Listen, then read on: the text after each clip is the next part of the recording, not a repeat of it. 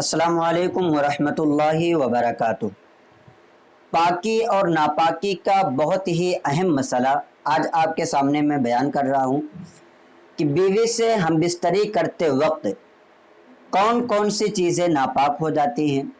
क्या हमारा कपड़ा, जितने भी कपड़े हम पहने हुए हैं, सारे कपड़े नापाक हो जाते हैं या कुछ नापाक होते हैं, कुछ नापाक नहीं होते। जिस बिस्तर पर, जिस गद्दे पर, जिस चादर पर हम बिस्तरी करें, उनमें से क्या नापाक होता है और क्या नापाक नहीं होता। आमतौर पर लोगों का नज़रिया और लोगों का मानना ये है कि हम बिस्तरी करते वक्त जितनी भी चीज़ें इंसान के बदन पर होंगी और जिस चीज़ पर इंसान हम बिस्तरी कर रहा होगा, बीवी से सोहबत कर रहा होगा, वो सारी की सारी चीज़ें नापाक होती हैं। हालांकि ऐसा बिल्कुल भी नहीं है। नापाक कौन सी चीज़ें होंगी, उसके लिए आप एक कायदा याद कर लीजिए कि हम बिस्तरी करते वक्त मनी के कतरात जिस चीज़ पर लगेंगे वो चीज़ उतनी नापाक होगी और बाकी कोई भी चीज़ नापाक नहीं होगी।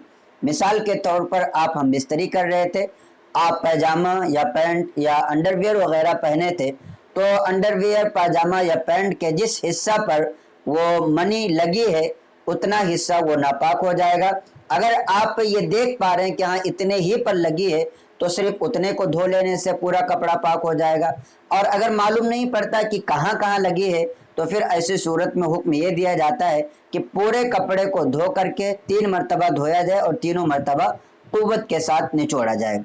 तो अब पता ये चला कि जिस चीज़ पर मनी के कतरे लगे होंगे वो चीज़ नापाक होगी, जिस चीज़ पर कतरात नहीं लगे होंगे वो चीज़ नापाक नहीं होगी।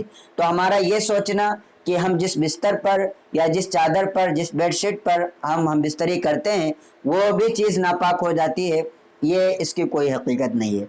अगर हम बिस्तरी करते वक्त चादर पर या बेडशीट पर मनी के कतरे लगे हैं, तो ऐसी सूरत में वो चादर या बेडशीट या इसी तरीके से जो आपका बिस्तर है वो नापाक होगा, वरना वो नापाक नहीं होगा।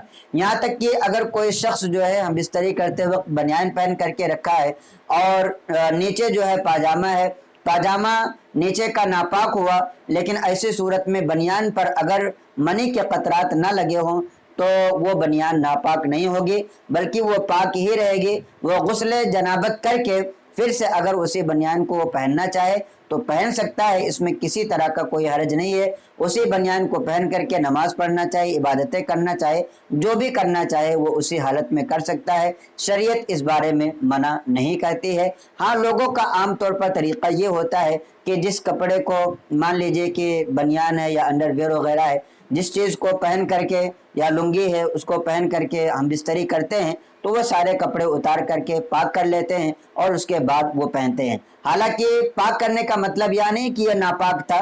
कुछ चीज़ें नापाक होती हैं तो उनको पाक कर लिया जाता है, कुछ चीज़ें नापाक नहीं होती तो साथ में उसको भी वो पाक करने की कोशिश करते हैं। तो जो चीज़ नापाक है उसी को पाक करना ज़रूरी है। जो चीज़ नापाक नहीं है आप उसके पीछे 3 मरतबा उसको कुव्वत के साथ निचोड़ना या धोना ये कोई ज़रूरी नहीं है। तो उम्मीद करता हूँ कि यह मसला क्लियर हो गया होगा। आपके जहन में जो गलत फहमी थी वो गलत फहमी भी दूर हो गई होगी। आपसे गुजारिश है कि अपने दोस्तों अहबाब को भी इस क्लिप को ज़्यादा से ज़्यादा शेयर करें ताकि उन्हें भी दीनी मालूमात हासिल हों और वो भी दीन के मसाइल पर सही तरीके से अमल कर सकें। अस्सलामु अलैकुम वरहमतुल्लाहि वबरकातुहू।